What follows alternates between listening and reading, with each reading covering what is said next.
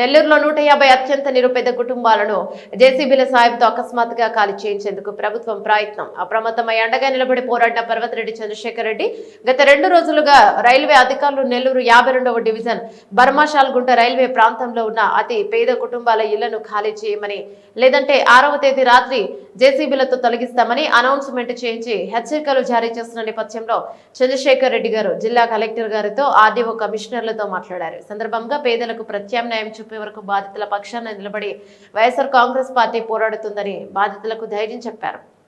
సందర్భంగా ఎమ్మెల్సీ పర్వతరెడ్డి చంద్రశేఖర్ రెడ్డి మాట్లాడుతూ బర్మషాల్గుంట రైల్వే స్థలాల్లో గత 50 సంవత్సరాలుగా 150 కుటుంబాలు కూలీ పనులు చేసుకుంటూ ఈ ప్రాంతంలో జీవనం సాగిస్తున్నాయని తెలిపారు. గతంలో టీడీపీ ప్రభుత్వంలోనే వీరి ఇళ్లను తొలగించి ఇక్కడ రైల్వే ట్రాక్ విస్తరణ పనులు చేపట్టాలని నిర్ణయించారని తెలిపారు. అయితే అర్ధాంతరంగా నిన్నటి రోజున రైల్వే అధికారులు వచ్చి మీరు ఇక్కడి నుంచి ఖాళీ చేసి వెళ్లిపోవాలని, లేదంటే జేసీబీలతో మీ ఇళ్లను 6వ తేదీ సాయంత్రం కూల్చేస్తామంటూ పేదలను భయభ్రాంతులకు గురి చేయడం అన్యాయమన్నారు.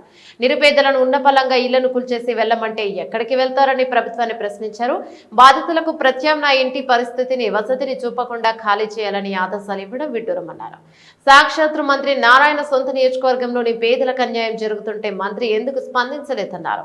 బాధితులకు ఒక నేలమయం ఇచ్చి ఇళ్ల నిర్మాణాన్ని పూర్తి చేయించాలని, ఇప్పటి వరకు బాధితులకు టిడ్కో ఇళ్లను కేటాయించాలని అధికారులను కోరామన్నారు.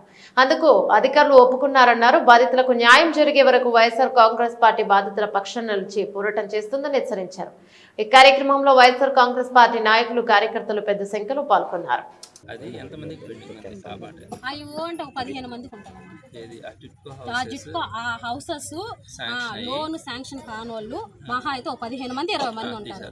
80% అయిపోయింది. అది తీసేద్దాం. ఇంకపోతే ఆ 15 మందిని తీసేస్తే సుమారుగా ఇంకొక 100 మంది ఉంటారు. ఈ 100 మందికి గవర్నమెంట్ నుంచి డబ్బులు వచ్చినాయి. 1,50,000. అదే కాంట్రాక్ట్ అదే కాంట్రాక్ట్ వచ్చిన గవర్నమెంట్ నుంచి అంటే సెంట్రల్ గవర్నమెంట్ వచ్చినాయి. మాకు మెసేజ్లు వచ్చినాయి, డ్రా చేసినట్టు కూడా మాకు మెసేజ్ నెక్స్ట్ ఇప్పుడు వీళ్ళు ఇంకొంచెం సిమెంట్ బ్రిక్ కట్టుకోవాలి. వీళ్ళకి 35,15,000 నుంచి 65,000 తగ్గట్టాం. వీళ్ళకి 1,50,000 గవర్నమెంట్ నుంచి వచ్చేసింది.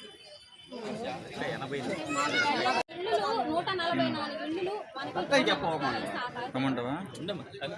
వచ్చి ఏడ్చింది. సరే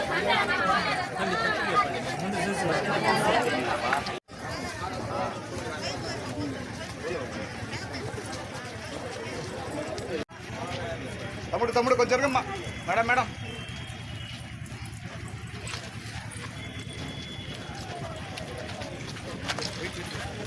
సార్ అక్కడే ఉన్నాడు సార్.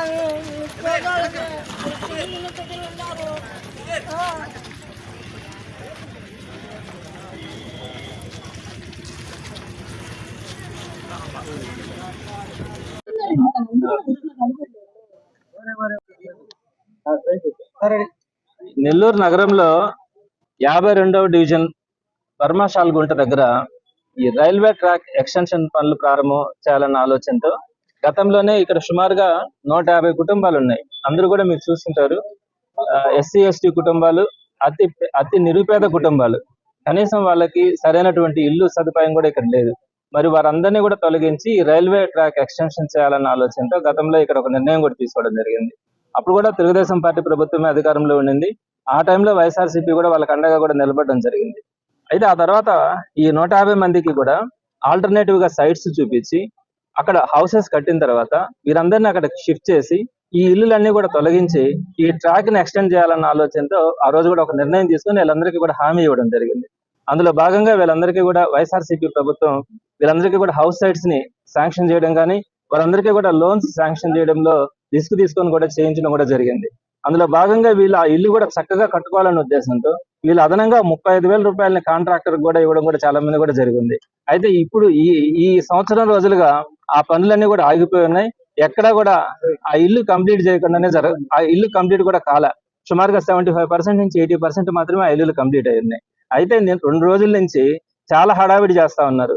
ఈ ఇల్లుని ఇమీడియట్ గా ఖాళీ చేయించాలా, కరెంట్ కట్ చేస్తాము, 6వ తేదీ సాయంత్రానికల్లా జేసీబీలు పెట్టి ఈ ఇళ్ళన్నింటినీ కూడా పగలగొడతామని చెప్పి ఇక్కడ అనౌన్స్మెంట్ కూడా చేసి నిన్న వాళ్ళందరినీ కూడా భయభ్రాంతులకు గురి చేయడం కూడా జరిగింది. అయితే మొన్న సాయంత్రం వారందరితో కూడా మాట్లాడడం కూడా జరిగింది. సో వారందరితో కూడా మాట్లాడిన తర్వాత కొన్ని విషయాలు అయితే అర్థమైనాయి.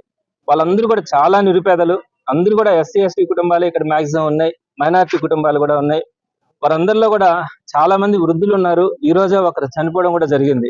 ఈ ఇష్యూస్ జరుగుతా ఉన్నప్పుడే అక్కడ ఒక వ్యక్తి కూడా మరణించడం కూడా జరిగింది.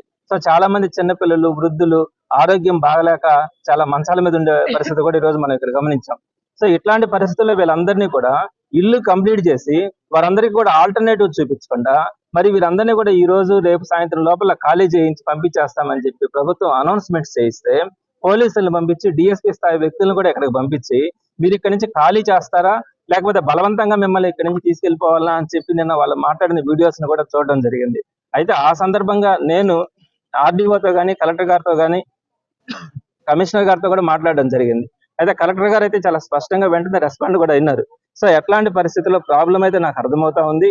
అట్లాంటి నిరుపేదల్ని మనం గనక బలవంతంగా ఇక్కడి నుంచి ఖాళీ చేసి ఇబ్బంది అవుతుందన్న ఆలోచనతో ఆయన వెంటనే ఆర్డీఓ గారికి కూడా రెఫర్ చేసి ఆమె ద్వారా నాకు కాల్ చేయించడం కూడా జరిగింది. ఎట్లాంటి పరిస్థితుల్లో వాళ్ళకి ఆల్టర్నేటివ్ చూపించకుండా అక్కడి నుంచి ఖాళీ చేయించడం కూడా జరగదు అని చెప్పి నేను మాట కూడా ఇవ్వడం జరిగింది. అయితే ఈ రోజు మార్నింగ్ మళ్ళా కూడా ఇక్కడ అనౌన్స్మెంట్ చేయించినారు. ఈ రోజు సాయంత్రం లోపల మీకు కరెంట్ కట్ చేస్తాం, రేపు సాయంత్రం లోపల జేసీబీలు తీసుకొని వచ్చి ఇళ్ళన్నింటినీ కూడా పగలగొడతామని చెప్పి అనౌన్స్మెంట్ కూడా చేయడం జరిగింది. నేను అడుగుతా ఉన్నాను, మున్సిపల్ మంత్రిగా నారాయణ గారు ఉన్నారు, నేనేమి వివాదాస్పదం చేయట్లా, పొలిటికలైజ్ కూడా చేయట్లా. ఈ పేదవాళ్ళని కనుక మనం ఒకసారి కనుక చూస్తే అక్కడ ఏ విధమైనటువంటి పరిస్థితుల్లో ఉన్నారు. ఇప్పుడే నేను చూశాను, ఒక వ్యక్తి మరణించి కూడా అక్కడ ఉన్నాడు. సో చాలా మంది కాళ్ళకు ఆపరేషన్లు చేయించుకొని బయటకు రాలేని పరిస్థితుల్లో చిన్న బిడ్డలను పట్టుకొని వృద్ధులు ఉన్నారు. వారందరినీ కూడా ఇక్కడి నుంచి కనుక తొలగిస్తే కనీసం చెట్లు కూడా సరిగా లేవు, చెట్ల కింద వాళ్ళు పడుకోవాలన్నా కూడా. ఈ రోజు మనం ఆంధ్రప్రదేశ్ లో మనం ఏం చెప్తా ఉన్నాం, ప్రతి నిరుపేదకు కూడా ఒక ఇల్లు ఉండాలా అని మనం చెప్తా ఉన్నాం. మరి ఇట్లాంటి నిరుపేదల గురించి మనం ఆలోచించుకోకుండా ఎక్కడెక్కడదో ఏదేదో మనం పెద్ద పెద్ద ఉపన్యాసాలు చేసుకుంటా మన కళ్ళ ముందు కనిపించే ఇట్లాంటి సుమారుగా ఒక 150 కుటుంబాలని ఈ రోజు ఇల్లు కనుక తొలగిస్తే వీళ్ళందరికీ కూడా వీళ్ళకి కనీసం చెట్టు కింద పడుకునే పరిస్థితి కూడా కనిపించట్లేదు. మరి ఇట్లాంటి పరిస్థితులు నేను ఒకటే చెప్తా ఉన్నాను, ప్రభుత్వాన్ని కూడా అప్పీల్ చేస్తా ఉన్నాను. కలెక్టర్ గారికి మొట్టమొదటిగా ధన్యవాదాలు కూడా తెలియజేస్తా ఉన్నాను. ఆయన రెస్పాండ్ అయ్యి నేను హామీ ఇచ్చినారు, వాళ్ళకి ఇమీడియట్ గా అయితే వాళ్ళని ఖాళీ చేయించడం అయితే చెయ్యము అని చెప్పి ఒక మాట కూడా చెప్పడం జరిగింది. నేను ఈ సందర్భంగా స్థానిక ఎమ్మెల్యే గారు కానీ అదేవిధంగా మంత్రిగా ఉన్నటువంటి నారాయణ